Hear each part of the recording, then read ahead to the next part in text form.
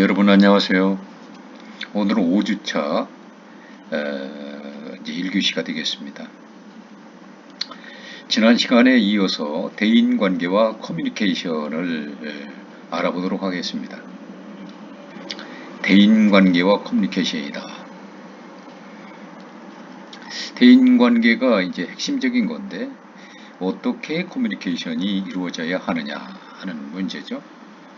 우선 순서를 말하면 첫 번째 이제 대인 커뮤니케이션의 그 동기 유발 요소가 무엇이 있는가를 한번 알아보고, 그리고 이제 바람직한 대인 관계와 이 커뮤니케이션 관계가 어떤 관계냐 하는 순서로 알아보도록 하겠습니다.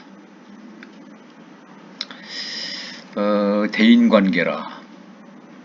대인 관계는 이제 나와 상대방과의 관계입니다. 거기에 있어서는 이 커뮤니케이션이라고 하는 것은 필수 불가결한 것이죠. 대인관계의 출발과 유지에 있어서 이 커뮤니케이션만큼 중요한 것이 없다라고 여러 번 강조를 했습니다. 대인 간의 만남의 첫 단계가 일단은 형식적으로밖에 될 수가 없고, 또 일단은 의례적인 그런 형태로 커뮤니케이션이 이루어집니다. 이것이 이제 호감으로 이어질 때에 그 관계 진전이 일어나게 되는 거죠. 호감이 없이 무덤덤하게 그냥 아무렇지 않게 무감각하게 그렇게 된다면 이제 대인 간의 그 관계에서 진전은 일어나지 않습니다. 커뮤니케이션이라고 하는 것은 대인 간 친밀도에 커다란 그 영향을 미치게 되는 거죠. 그렇지만 친밀감의 표현이나 또 유형이라고 하는 것은 남녀 차이가 있는 것이고, 또 문화적 차이에 따라서 달라질 수가 있는 거죠.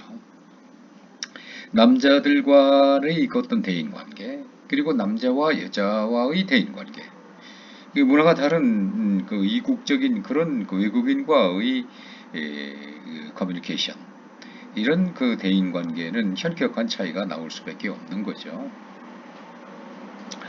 그래서 궁극적으로 이 커뮤니케이션이라고 하는 것은 인간에 있어서는 필수 불가결하고도 또 매우 필요하고도 소중한 것인데, 그렇지만 이제 이 커뮤니케이션을 무조건 이 대인관계에 있어서 반드시 해야 되느냐, 꼭 이제 그런 것만은 아니죠. 그러면 이제 어떤 요소들이 이러한 대인관계에 있어서 인간으로 하여금 이 커뮤니케이션을 좀 하고 싶다, 소통을 하고 싶다 라고 하는 어떤 그 욕구가 생길까요? 그런 것들을 한번 살펴보겠습니다. 첫 번째 이제 대인 커뮤니케이션의 동기 유발 요소입니다. 이 커뮤니케이션을 하고 싶다, 다른 사람과 의사소통을 하고 싶다 라고 하는 그런 데 있어서 그렇게 유발되는 요소는 무엇일까? 첫째는 즐거움이라는 거죠. 대인관계와 소통을 함으로 해서, 대화를 나눔으로 해서 즐거움을 느낄 수 있다는 겁니다. 그게 이제 하나의 유발 요소가 된다는 것이죠. 인간은 그 커뮤니케이션을 통해서 오락을 하고 그 오락 욕구를 해소하려고 하는 그런 이유가 있다라는 겁니다.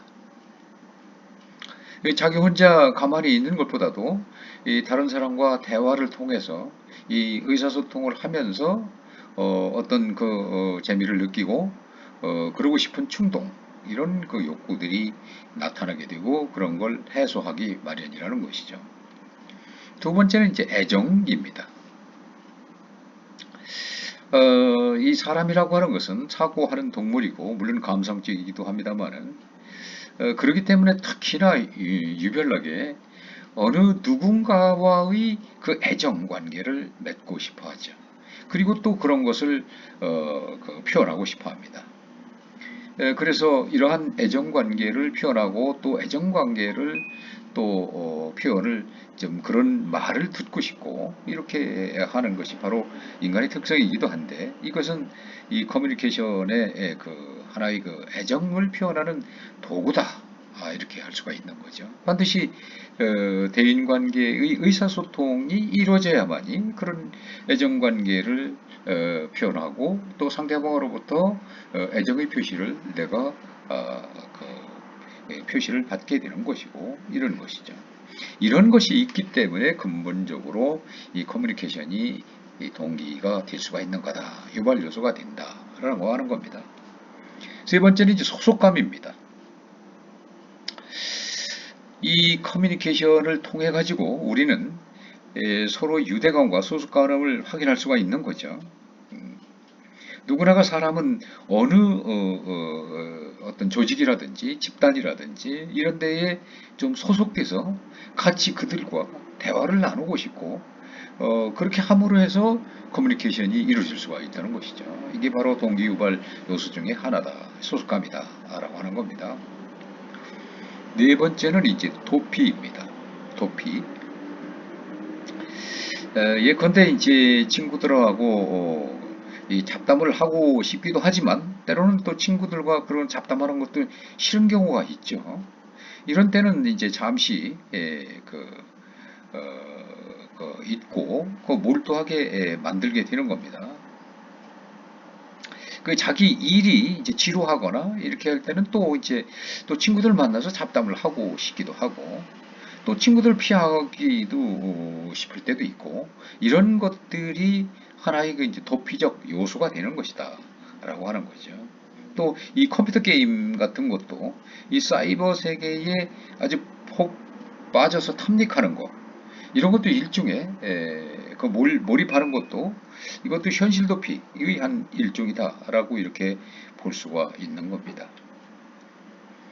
다섯 번째는 이제 휴식입니다.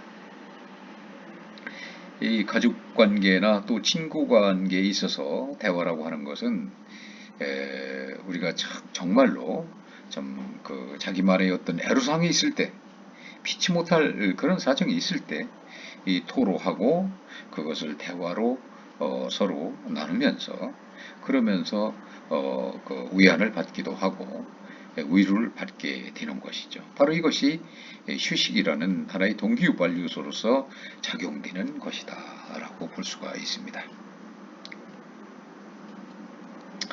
애정은 이 커뮤니케이션, 대인 커뮤니케이션에 있어서 동기유발 요소 중에 하나라고 설명을 했는데 이 커뮤니케이션이라고 하는 것은 앞서서도 얘기한 바와 같이 애정을 표현하는 하나의 도구입니다. 그 영화를 본 사람이 있는지 모르겠습니다. 500일간의 썸머라고 그 연인 간 대화의 장면에 아주 리얼하게 그러한 것들을 반증하는 그런 장면들이 나옵니다.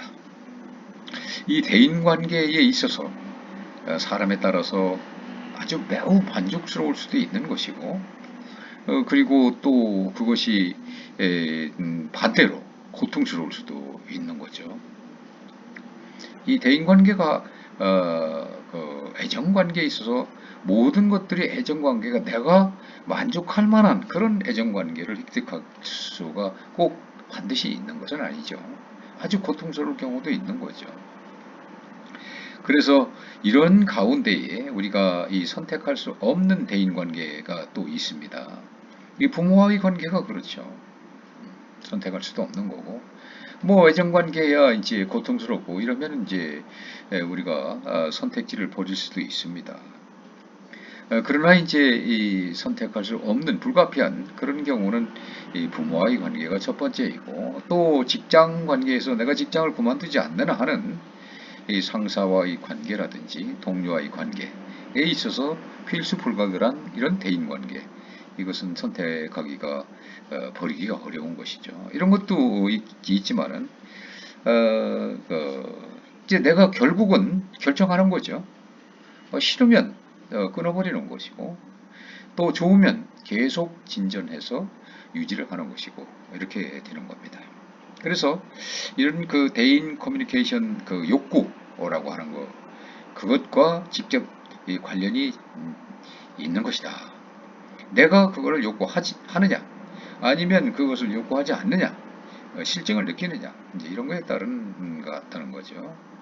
그래서 대인 간 그 매력과 같은 그런 요인이 바로 내가 그것을 욕구를 하는 것이고, 매력이 없고 나한테 실증이나 어떤 정오감이나 이런 걸 느끼게 되면은 이제 그것은 지속될 수가 없는 것이죠. 그래서 이제 그런 것들을 이제 한번 상세히 한번 살펴볼 이유가 있는데, 첫 번째 그 신체적인 매력 관계에서 그런 면모가 나타나는 것이죠. 누구든지 상대방에 이끌리는 이런 신체적 매력이 있습니다. 이것이 가장 큰 것이 바로 외모죠. 우선 얼굴이 좀 잘생겼느냐, 또 얼굴이 좀 호감성이 있느냐, 또 아주 얼굴이 좀 혐오스럽느냐, 뭐 이런 각자 취향에 따라서 다르겠지만은 이러한 것들이 가장 큰 특징적인 거죠. 신체적 매력이라고 하는 것은 여성과 남성, 남성과 여성 이런 성적 매력보다 훨씬 큰 카테고리 속에 들어가는 겁니다. 마음에 드는 옷을 입었다든지 또 그런 옷을 입은 사람에게 끌리는 것이라든지 또는 어떤 나는 저 사람과 닮고 싶은 어떤 스타일 이런 것들이 있고 이런 등등의 것들은 모두 신체적 매력에 기인하는 것이죠. 그래서 이 신체적 매력이라고 하는 것은 이 가장 중요하게 여기지는 그 활발한 시기가 어느 때냐? 바로 10대 청소년기다. 그래서 어른이 된 이후에는 이런 것들이 이제 어떤 실질적인 그런 것으로 변화함에 따라서 그런 어떤 신체적 매력이 중요성이 이제 감퇴가 되는 거죠. 그래서 한 사람을 알게 되는데 그러한 배경으로 작용할 뿐이지 그렇기 때문에 신체적 매력이라고 하는 것은 누군가를 알게 하는데 중요성이 있지만은 오랜 관계를 유지하게 만드는 그런 요인은 아니다라고 하는 거죠. 왜냐하면 이제 나이가 들어가면서 실질적으로 실용성 있게 관계를 맺기 마련이기 때문입니다. 두 번째는 이제 기대 심리입니다. 이 사회생활을 꾸준히 하다 보면 어떤 때는 저 사람과 사귀면 얻는 것이 있을 것이다 라고 하는 막연한 생각에 끌리는 그런 사람도 있기 마련입니다. 어떤 모임을 갖는 이유도 또 소속 회원들과의 네트워크를 통해서 얻을 것을 기대하는 심리 그런 것이 있기 때문에 우리는 그렇게 이제 끌리게 되는 거죠. 그런 의미에서 본다면 이 사람들은 누구나가 지위와 어떤 권력을 갖춘 그런 사람과 사귐을 해서 자신도 그러한 지위와 권력을 함께 누리고 싶어하고 그렇게 되지 않을까 하는 그런 기대감을 갖기 마련입니다. 이러한 기대 심리라고 하는 것은 우리가 사는 세상에는 사회계층이 엄연히 존재하기 때문이라는 이러한 사실을 역설적으로 반증해 주는 것이기도 합니다. 다음은 유사성입니다. 우리가 누군가를 좋아한다고 하는 것은 그가 나와 비슷한 환경과 계층에 속하고 그리고 말하는 방식도 나하고 좀 비슷하다라고 이렇게 여길 때 친근감을 느끼고 호감을 갖게 되는 것이죠. 이게 바로 유사성입니다. 즉 신념과 태도가 비슷하고 지식 수준이 나의 흥미를 유발하는 그런 경우입니다. 사람들은 자신의 신념이 강할수록 또 비슷한 신념의 소유자를 자주 찾는 그런 경우가 많습니다. 또 같은 종교를 지닌 사람을 좋아하게 되는 것도 바로 그런 이유 때문입니다. 우리는 나이가 들면서 많은 사람을 만나게 될수록 우리는 좋아하는 사람과 싫은 사람에 대한 구별이 분명해집니다. 이렇기 때문에 상대방이 나와 적합한 태도와 성격 그리고 활동의 소유인가를 점점 중요하게 생각을 하게 되는 거죠. 실제로 이와 같은 유사성, 이 유사성은 관계를 오래 지속하는데 매우 중요한 요소로 작용하게 되는 겁니다. 다음은 네 번째 이제 차이입니다. 신념이 매우 다른 두 사람이 오랫동안 신분을 유지한다는 것은 지극히 어려운 일입니다. 그럼에도 불구하고 사람들 간에 존재하는 이 차이는 서로에게 매력으로 여겨질 수가 있습니다. 예컨대 평소에 우유부단한 사람은 자신과 달리 어떤 결단력 있는 사람에게 끌리게 되어 있죠. 이럴 때는 자신에게 없는 그 부분을 보충해준다라고 이렇게 생각하기 때문이죠. 이것이 바로 상보성인데요. 이렇게 됨으로 해서 그 관계를 유지해서 그 상보성, 그것을 유지할 수가 있다. 이렇게 느끼게 되기 때문입니다. 바로 우리가 외국인을 만나는 것은 커다란 차이를 인식하게 만드는 그런 상황이죠. 그러나 인종과 문화 그리고 신념이 다르다고 해서 공통점이 없는 건 아닙니다. 도리어 취미나 생활태도 그런 것에서 많은 공통점을 찾고 또 그런 걸 계기로 해서 가질 수 있는 그런 계기가 되기 때문에 서로가 문화도 다르고 언어도 다르고 이런 사람 외국인을 만나서 서로 얻게 되는 어떤 상보성을 갖는 그런 효과가 있을 것이다 라는 기대감, 이런 것들에 의해서 친밀성을 갖게 될 수 있는 거죠. 다음은 근접성입니다. 이 근접성이라고 하는 것은 이와 같은 그 경험을 나누는 사람들 사이에 있어서 이 친밀한 접촉을 통해서 이루어지기 마련입니다. 예컨대 이제 같은 학교라든지 같은 직장에 소속되어 있는 사람들은 오랫동안 같은 문화권, 같은 공간에서 생활하면서 바로 같은 문화의 삶을 나누게 됩니다. 이러한 과정을 통해서 자연스럽게 친근감과 애정을 지니게 되는 거죠. 그러나 때때로 이러한 관계는 서로 같은 공간을 고유하지 않으면 바로 소멸되는 수가 있는 겁니다. 멀리 이사간 친구와 연락이 뜸해지는 것도 바로 이러한 단적인 예를 보여주는 거죠. 그렇기 때문에 우리가 이 근접성이라고 하는 것은 이 관계를 시작하는데 중요한 것입니다만은 그러나 유지하는 데는 상당히 어려움도 있고 중요성도 있다라고 하는 거죠. 이제 바람직한 대인관계와 커뮤니케이션으로 들어갑니다. 그래서 우리가 이 좋은 대인관계, 이것은 대인관계를 유지하는데 그 필수적인 커뮤니케이션 요소들이 얼마만큼 잘 갖추어져 있느냐 하는 거기에 대한 공통점이 있는 겁니다. 그래서 이러한 공통점들을 한번 살펴보도록 하겠습니다. 그 기본적인 공통점들이 있는데 그것은 첫 번째 언어적 기술입니다. 어휘와 언어 사용 능력도 매우 중요하지만 그것보다도 더욱 중요한 것은 바로 언어적 기술, 즉 말하려는 동기를 갖추는 것입니다. 좋은 대인관계에서는 서로가 대화를 지속하려는 동기를 함께 찾으며 이 갈등을 감소시키고자 노력하게 됩니다. 상대방과 어떻게 하면 이 커뮤니케이션을 잘할 수 있는지에 대해서 이 지속적인 관심을 바로 갖게 되는 것이 바로 이것이 언어적 기술을 갖추는 것이죠. 두 번째는 감정 표현과 자아 노출입니다.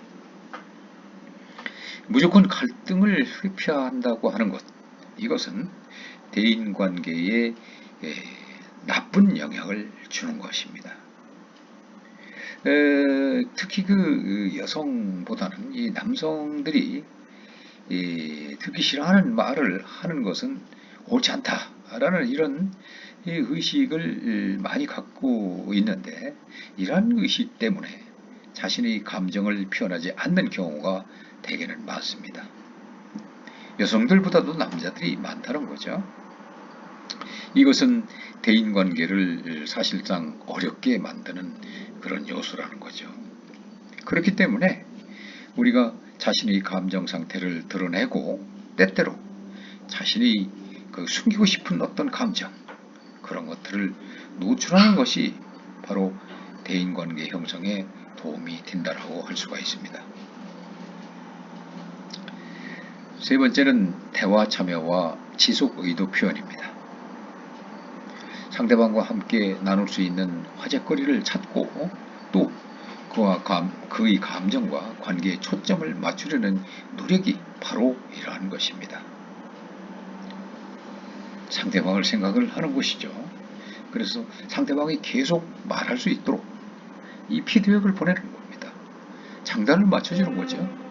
아, 그랬어. 네, 재밌네요. 예, 그래서요. 등등. 이렇게 이 피드백을 보내주는 거죠. 장단을 맞추는 겁니다. 이것이 바로 관심을 나타내는 것. 이것이 바로 중요하다는 거죠. 네 번째는 이제 비언어 분석입니다. 대인관계에서 상대방 대화의 행간의 의미를 읽는 것. 이것이 바로 중요하다라는 겁니다. 이때 도움이 되는 것은 비언어 단서를 포착하는 것입니다. 그러니까 그 비언어 단서 속에서 무엇이 있는 것인가?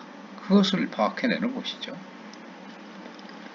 명백한 그런 그 시각적 단서. 예컨대 고개를 끄덕끄덕 하는 거라든지, 미소를 보내는 거라든지, 아이테크, 눈 맞춤이라든지, 목소리, 이런 것 등에서 그 시각적 단서를 끄집어낼 수가 있죠. 또, 목소리 단서, 청각의 단서입니다. 이 목소리 크기라든지, 억양, 그리고 고저, 이것을 놓치지 않고 알아채는 것이 바로 그것입니다. 우리가 통상 비언어 분석 능력이라고 하는 것은 앞서서도 설명을 했습니다만은 일반적으로 남성보다 여성이 우수한 걸로 나타나고 있습니다.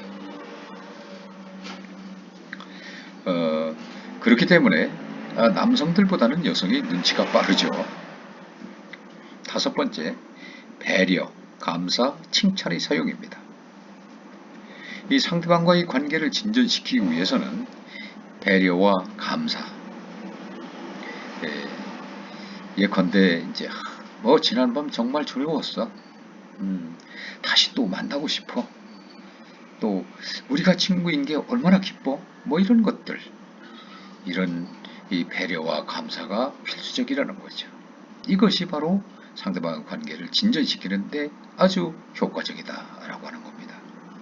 이것은 서로가 감정적으로 연결되어 있다라고 하는 것을 느끼게 해주기 때문이죠.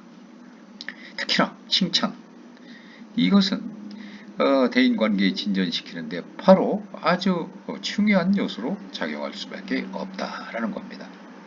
예컨대 정말 네 말이 정말 재밌어. 정말 유익했어. 오늘은 너무 멋진걸? 이렇게 칭찬하는 등등의 그런 그 말을 사용하는 것입니다. 다음은 우리가 이제 듣기와 커뮤니케이션 관계를 살펴보도록 하겠습니다. 살펴보는 순서는 첫 번째 듣기의 중요성을 한번 알아보고, 두 번째 듣기의 조건에 있어서 청취와 집중 관계를 알아보도록 하겠습니다. 세 번째는 개인 스타일과 듣기, 그리고 네 번째는 듣기 유형은 어떤 것들이 있는 것인가, 다섯 번째는 심리적 자본과 듣기입니다. 여섯 번째는 경청의 자세는 어떻게 해야 될 것인가, 일곱 번째 듣기에 유용한 소리의 특성은 무엇인가 라는 것들을 한번 심도 있게 살펴보도록 하겠습니다. 듣기는 매우 중요한 이 커뮤니케이션 요소이죠. 만약 듣기가 제위된다면 바로 말하는 사람, 화자만 있는 거, 송신자만 있는 것이고 수신자가 없는 그런 형태가 됩니다. 이것은 커뮤니케이션 과정에 대한 음해와 공유의 결과로 일어나는 중요한 어떤 피드백, 또한 그 피드백 과정이 발생할 수가 없는 것입니다. 커뮤니케이션에서 중요한 듣기는 이 진정성 있는 듣기, 즉 바로 경청입니다. 경청은 타인이 보낸 메시지를 적극적으로 해석하기 위한 대리작용이 일어나는 행위를 의미합니다. 그래서 이 듣기의 중요성, 이것은 사람들은 자신이 사용하는 전체 시간의 40% 이상을 듣기 활동에 사용한다는 연구 보고가 있습니다. 이것은 말하거나 읽기, 쓰기에 비해 훨씬 많은 시간이라는 것이죠. 듣기는 면대면 상황뿐만 아니라 우리 생활 곳곳에서 폭넓게 이루어지고 있습니다. 특히 오늘날 같은 다매체 다채널 환경에서 사람들은 듣기 활동에 더욱더 많은 시간을 할애하면서 살아가기 마련입니다. 따라서 듣기는 곧 중요한 정보 습득과 직결되는 바로 행위인 것입니다. 그렇지만 중요한 것은 단순히 귀에 들리는 것을 듣는 것이 진정한 듣기, 즉 경청은 아니라는 겁니다. 타인이 보낸 그런 메시지를 적극적으로 해석하기 위해서는 이 대뇌 작용이 일어나야 비로소 진정한 듣기가 이루어진다고 할 수가 있는 것인데, 우리는 자주 건성으로 듣는 경향이 있죠. 또 중요한 정보를 그렇게 함으로 해서 놓치는 그런 경험을 하게 됩니다. 그래서 이 건성으로 듣는 것보다도 더 나쁜 것은 바로 건성으로 듣고 건성으로 대답하는 경우입니다. 이렇기 때문에 이 절친한 사람들 사이에서도 적지 않은 이 커뮤니케이션 장애가 생겨서 결국은 서로 상대방 간의 분란으로 이어지게 되기도 하는 거죠. 이 사람의 듣기 능력은 매우 제한되어 있다는 데 그 문제가 있기도 합니다. 우리가 이 듣기 테스트 결과를 보면은 일반적으로는 사람들은 어떤 내용을 듣고 난 직후라 할지라도 방금 이 들은 내용의 절반 정도만 기억한다는 것입니다. 이후 2달 정도 시간이 지나면 기억의 양은 4분의 1 수준으로 급격하게 떨어진다고 합니다. 연구 결과에 나와 있죠. 그렇기 때문에 아무리 듣기에 주의를 집중해도 상대방 메시지를 완벽히 이해하고 기억하기란 결코 쉽지 않은 것입니다. 우리 모두에게 적극적인 듣기 활동이 정말 반드시 요구되는 것이다 라고 하는 얘기를 말해주고 있는 거죠. 두 번째, 듣기 조건입니다. 즉 청취와 집중을 해야 되는 것입니다. 듣기라고 하는 것은 인간관계 형성과 유지에 중요한 역할을 한다는 그런 관점에서 우리가 점점 더 그 중요성을 크게 인식할 수밖에 없습니다. 듣기가 효율적인 커뮤니케이션으로 이어지려면 올바른 청취와 집중이 반드시 필요합니다. 청자는 정확하게 듣기 위해서 청각적 자극에 주의를 기울여야 하는 것이고 메시지에 집중해야 하는 것입니다. 이 집중이라고 하는 것, concentration, 이런 것은 주의 사건의 인지를 조절하는 선택적 과정에 해당됩니다. 사실상 우리 주위에는 많은 소리들이 있지만은 집중하지 않을 경우에 있어서 그것을 알아챌 수가 없습니다. 그래서 이런 경우에 이 관심이라고 하는 것은 집중의 핵심 요소로 작용하기 마련이죠. 바로 관심이 있으면 자연히 집중될 수가 있습니다. 그러나 만약에 관심이 생기지 않는다면, 무관심이라면 자극에 집중하기 위한 별도의 노력이 필요한 것입니다. 화제나 어떤 화자에게 관심을 집중하는 것은 항상 특별한 에너지가 필요한 것입니다. 경우에 따라서 이 분리주의 듣기, 그리고 듣고 따라하기 이와 같은 그런 방법이 동원되어야만 되는 경우도 있습니다. 분리주의 듣기는 이제 2가지 메시지를 동시에 들으면서 혹은 주위에 소음이 있을 때 자신이 집중해야 하는 메시지에 주목함으로써 중요한 내용을 놓치지 않는 것을 말합니다. 듣고 따라하기는 메시지를 들으면서 그대로 따라 말하는 것으로 듣기 집중력을 극대화할 수 있는 방법이 되는 것입니다.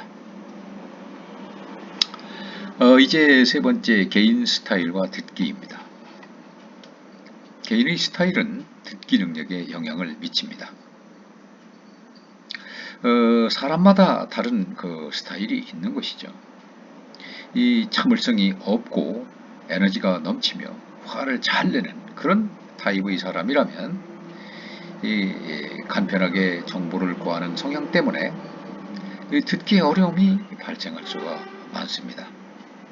반면에 참을성이 있고 사려 깊은 그런 사람의 스타일이라면 듣는데 시간을 더 기울이며 결과적으로 효율적인 듣기를 할 수가 있습니다.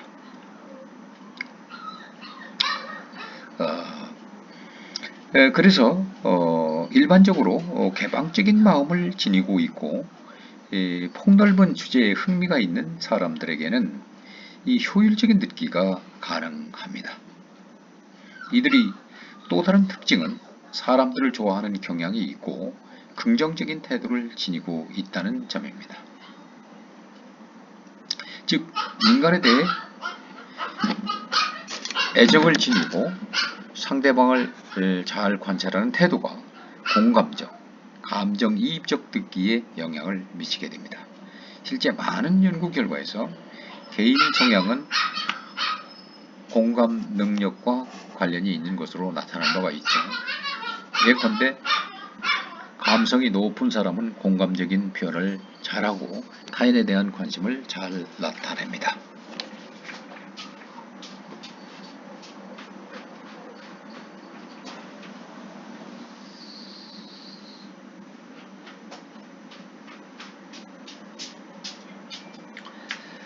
다음은 이제 듣기의 유형입니다. 이 듣기는 관계나 직업에 따라서 다른 유형으로 나타나기도 합니다. 여진, 가족, 친구 사이에서는 상대방의 감정을 배려하게 되면서 이 듣는 사람 경청 스타일이 되는 것이고, 업무 현장에서 상사가 부하와 직원에게 대할 때는 좀 다르죠. 어떤 정확한 정보 중심의 내용 경청 스타일, 이 듣는 사람 경청 스타일이 아니라 내용 경청 스타일이 된다는 것이죠.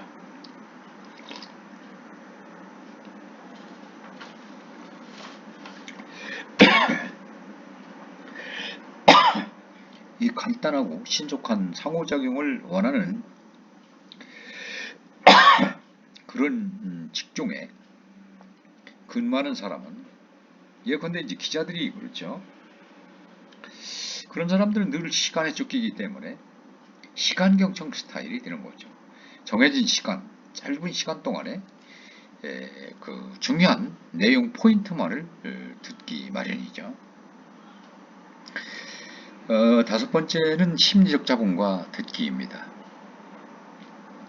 적극적인 듣기를 위해서는 자기 자신의 어떤 특별한 감각이나 태도, 신념, 감정, 직관 등을 총동원하게 되죠. 이러한 노력이 만약에 없다면, 단순히 수동적으로 소리를 수신하게 되게 된다면 결국 이 커뮤니케이션 능력의 이 저하로 이루어질 수밖에 없다라는 겁니다.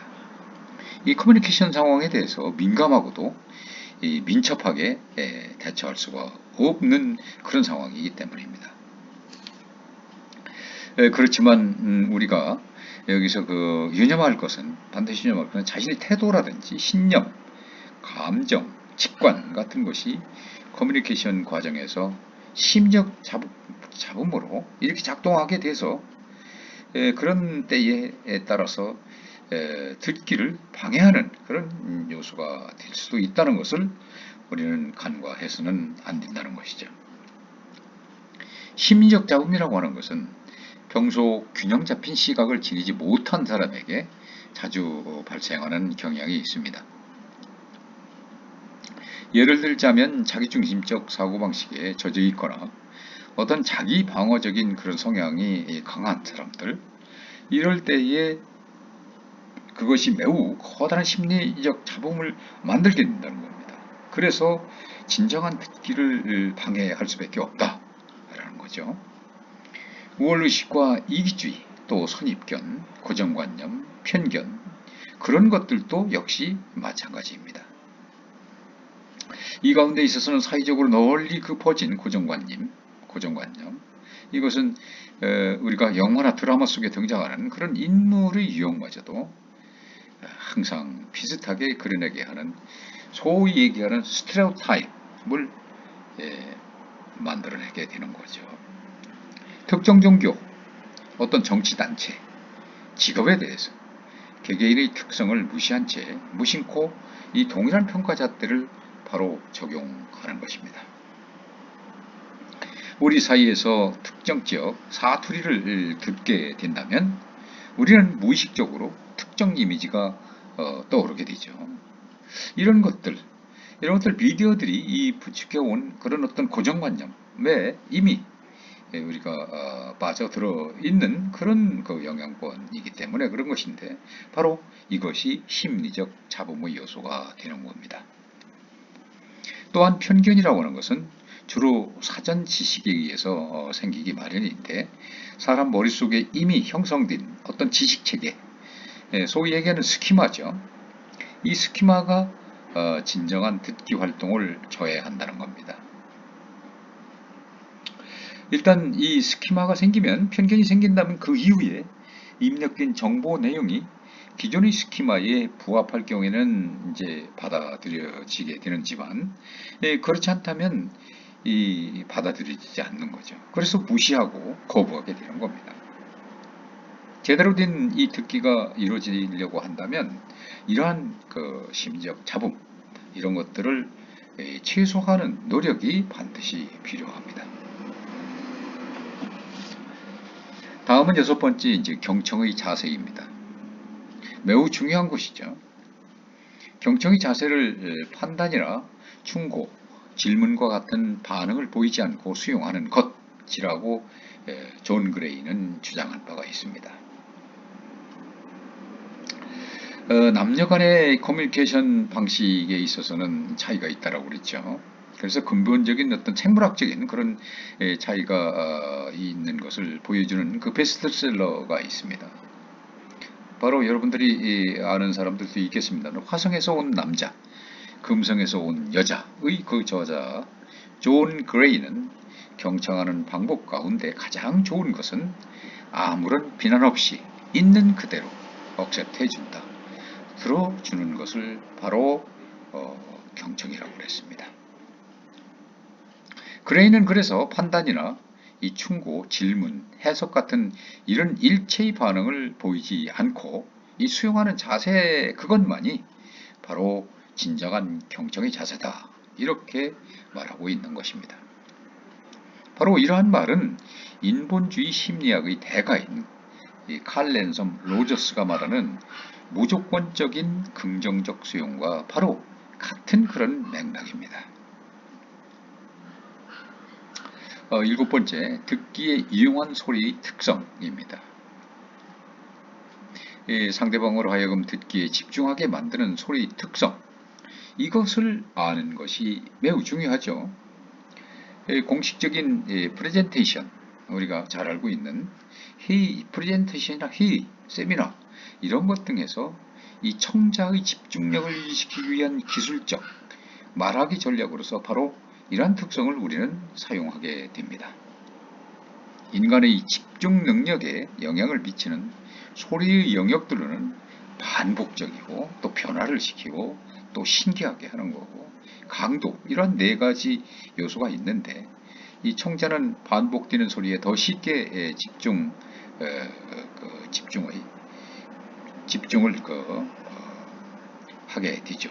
그래서 그 집중을 유지하게 되는데 반복이 이러한 그 커뮤니케이터가 기대하지 않았던 신기한 행동을 했을 때도 훨씬 관심과 집중을 하게 되는 거죠. 그래서 이 강한 소리 내는 것도 역시 마찬가지로 자동적으로 반응하게 만드는 이런 특별한 자극이 되기 때문에 듣기에 영향을 미치게 된다는 겁니다.